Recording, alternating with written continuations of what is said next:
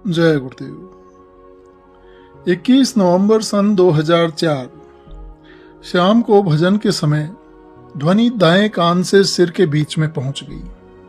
सिर के बीच में ध्वनि सुनाई दे रही थी।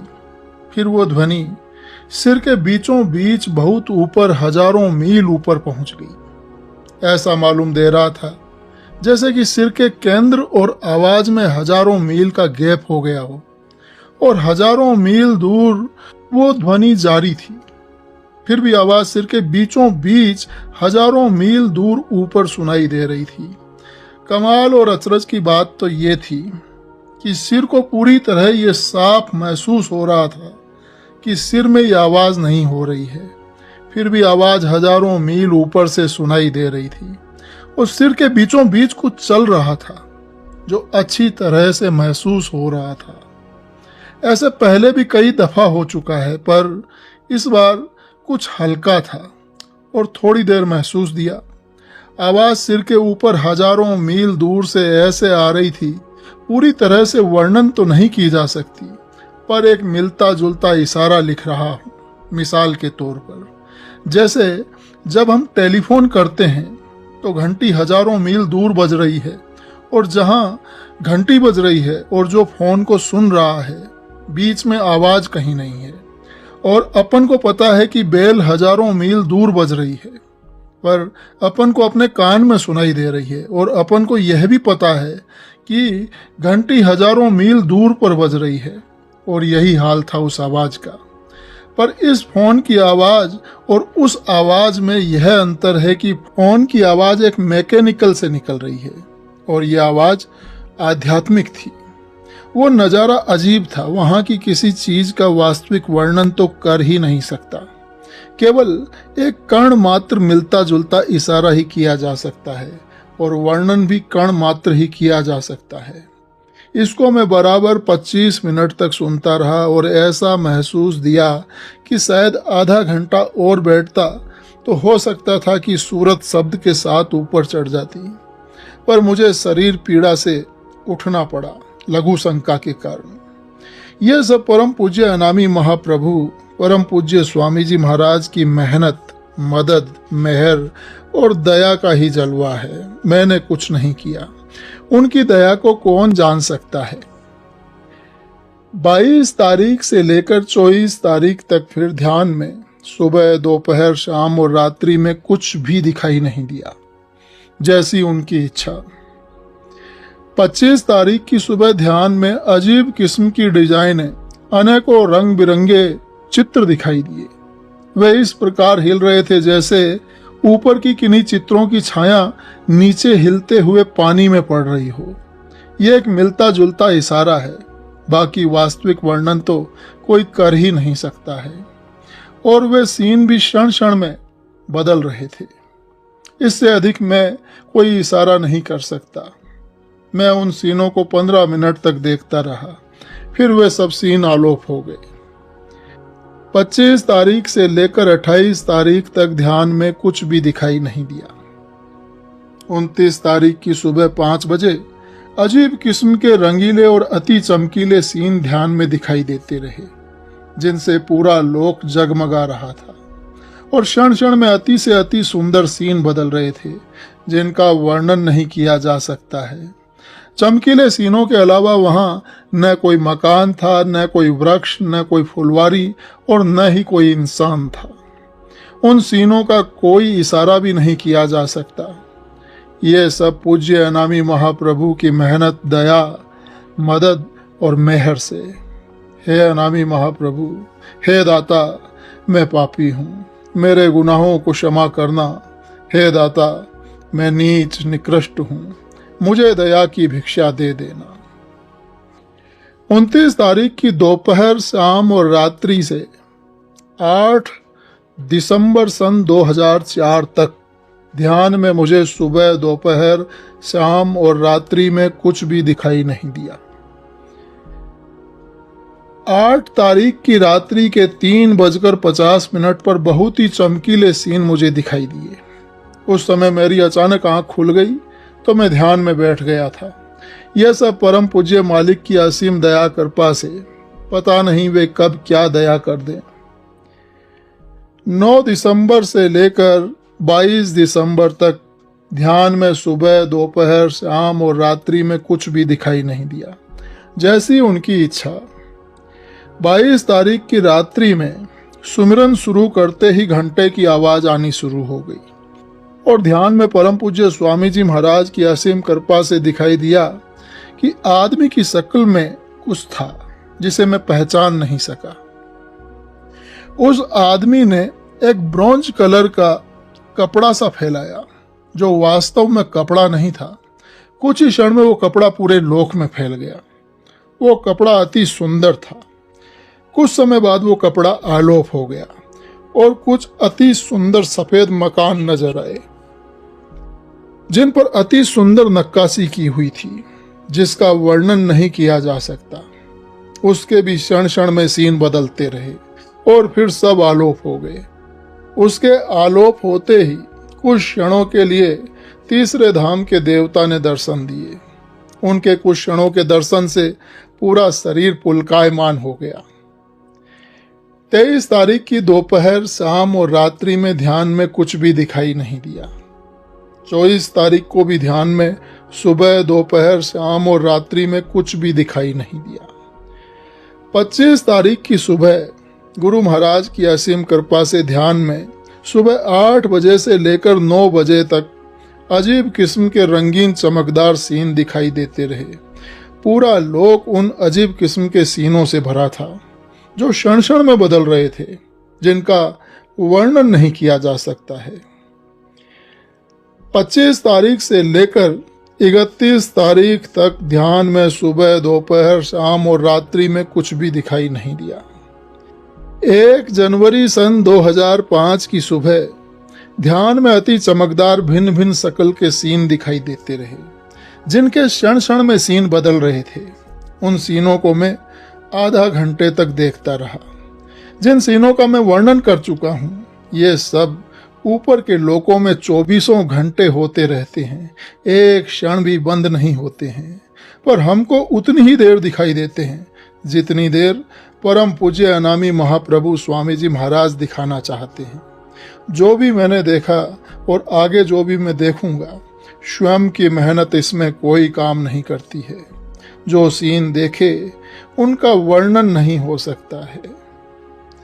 2 तारीख की शाम को ध्यान में घंटों तक अजीब किस्म के सीन दिखाई देते रहे, जिनका वर्णन नहीं किया जा सकता है।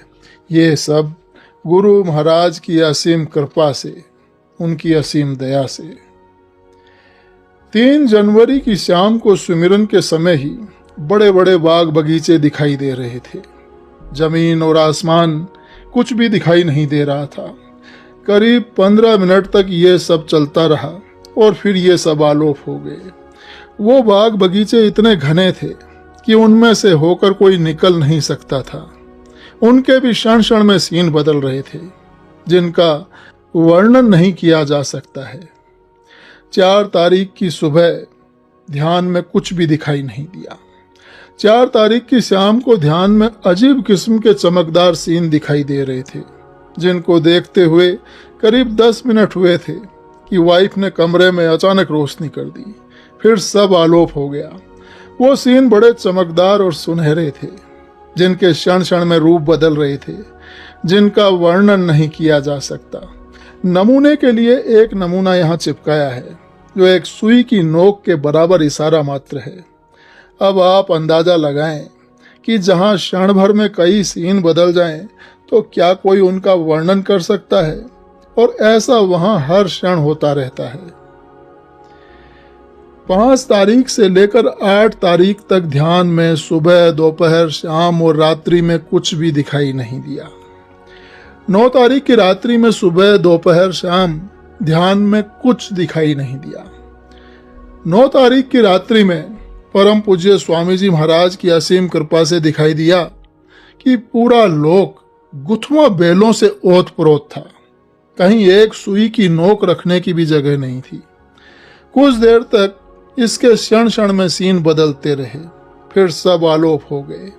उन बदलते सीनों का न तो कोई वर्णन कर सकता है और न ही इशारे में ही बयान किया जा सकता है। फिर उस पूरे लोक में अति से अति सुंदर हरियाली छा गई, जिसका वर्णन करना कठिन है। उस हरियाली में जनता घूम रही थी, जिसमें बच्चे और जवान भी थे। यह जनता मुझसे 40-50 गज पर थी। वे बच्चे और जनता उसी जगह पर कुछ ही क्षणों में आलोप हो गए, खड़े खड़े वहीं धरती में समा गए और उस जगह पर क्षण भर में पूरा लोक 4-5 फुट लंबी एक किस्म की घास से भर गया। वो घास कुछ मिनट तक रही और फिर आलोप हो गई। वो घास इतनी सुंदर थी कि वर्णन करना कठिन है। फिर पूरा लोक अति सुंदर पत्तियों से भर गया। जमीन आसमान कुछ दिखाई नहीं दे रहा था। उसके भी क्षण क्षण में सीन बदलते रहे और फिर वो भी आलोप हो गए और एकदम से अंधेरा छा गया। उस अंधेरे में करीब 1 फुट बाई 1 फुट की खिड़की दिखाई दी। उस खिड़की में आरम पार दिखाई दे रहा था। उस खिड़की के पार अति से अति सुंदर आसमान दिखाई दे रहा था। अब आप कहेंगे कि आसमान भी क्या सुंदर होगा? यह तो जब दिखाई देगा तब आपको पता चलेगा। आसमान इतना सुंदर था जिसका वर्णन करना कठिन है। वो आसमान कुछ ही क्षणों में आलोप हो गया। दिल भर के मैं उसे देख भी नहीं पाया। फिर पूरा लोक न जाने किन चीजों से भर गया, जिनको मैं किसी को भी नहीं पहचान पाया और न ही उनका वर्णन किया जा सकता है। उसके आलोप होने के बाद उस लोक में एक अति सुंदर और एक अजीब किस्म का मंदिर प्रकट हुआ, जिसकी ऊंचाई का कोई पता नहीं चल रहा था। उस पर अजीब किस्म की नक्काशी थी जो बहुत सुंदर थी। अजीब किस्म के बेल बूटों से वो सुसज्जित था, जिसका वर्णन करना अति कठिन है। कुछ देर बाद वो भी आलोप हो गया। 28 तारीख से लेकर 2 फरवरी तक ध्यान में सुबह, दोपहर, शाम और रात्रि में काफी कोशिश करने पर भी कुछ दिखाई नहीं दिया। 3 फरवरी की सुबह परम पूज्य गुरु महाराज की असीम कृपा से ध्यान में दिखाई दिया कि पूरा लोक अद्भुत नजारों से भरा था, जिनके रूप, जिनके सीन क्षण क्षण में बड़ी तेजी से वो बदल रहे थे। जो मैंने देखे उनका न तो वर्णन किया जा सकता है और न लिखाई में आ सकते हैं और न ही उनका कोई इशारा किया जा सकता है, क्योंकि यहाँ ऐसी कोई वस्तु है ही नहीं जिसका उदाहरण दिया जा सके। बस कलम रुक जाती है और ये लिखने को विवश करती है कि परम पूज्य गुरु महाराज की महिमा किसी ने न जानी। उनकी लीला अपरंपार, क्षण में करावे भव सागर पार। सारे समुद्रों की अगर दवात बना ली जाए और सारी पृथ्वी का कागज और सब पेड़ों की कलम बना लें, फिर भी उनके एक कण का वर्णन नहीं कर सकता है कोई। ये बातें मैं किसी पत्रिका या किसी के कहने पर नहीं लिख रहा हूँ, बल्कि परम पूज्य गुरु महाराज ने ध्यान में बैठा कर दिखाया है, उसका वर्णन किया है। अब तक जिन सीनों का वर्णन किया है उन्हें मैं सुबह 8 बजे से लेकर 10 बजे तक देखता रहा। क्षण भर में जहां हजारों सीन बदलते हों, तो अंदाजा आप लगाओ कि 2 घंटे में कितने सीन देखे होंगे। यह सब परम पूज्य गुरु महाराज की मेहनत, मदद, मेहर और दया का फल है। आपकी नजरों ने समझा, प्यार के काबिल मुझे। 3 फरवरी की रात्रि में करीब 2:30 बजे अचानक आंख खुल गई, तो मैं लेटकर ध्यान करने लगा। ध्यान में देखा कि पूरा लोक अद्भुत चमकदार चीजों से रोशन था तथा एक क्षण में 50 सीन बदल रहे थे, जिनका वर्णन नहीं किया जा सकता है। करीब 15 मिनट तक ये सीन चलते रहे और फिर आलोप हो गए। उनकी यहाँ कोई मिसाल भी तो नहीं है। अंत में यही लिख सकते हैं कि गुरु जी की महिमा अपरंपार, क्षण में करावें भव सागर पार। 4 तारीख के दिन में मैं सोया हुआ था। अचानक से आंख खुल गई। मैं लेटा लेटा ध्यान करने लगा।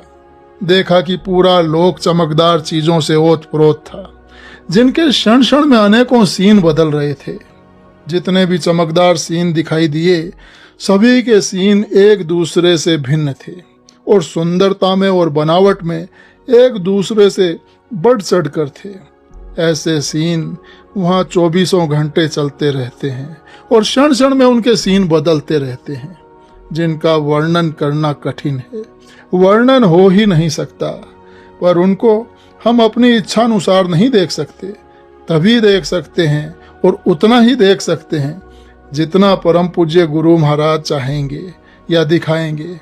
कोई लाख कोशिश करे, उनकी मर्जी के बगैर न देख सकता है न सुन सकता है। हे दाता, मैं पापी हूँ, मेरे गुनाहों को क्षमा करना। हे दाता, मैं नीच और निकृष्ट हूँ, मुझे दया की भिक्षा दे देना। गुरु जी की महिमा अपरंपार, क्षण में करावें भवसागर पार। जय गुरुदेव।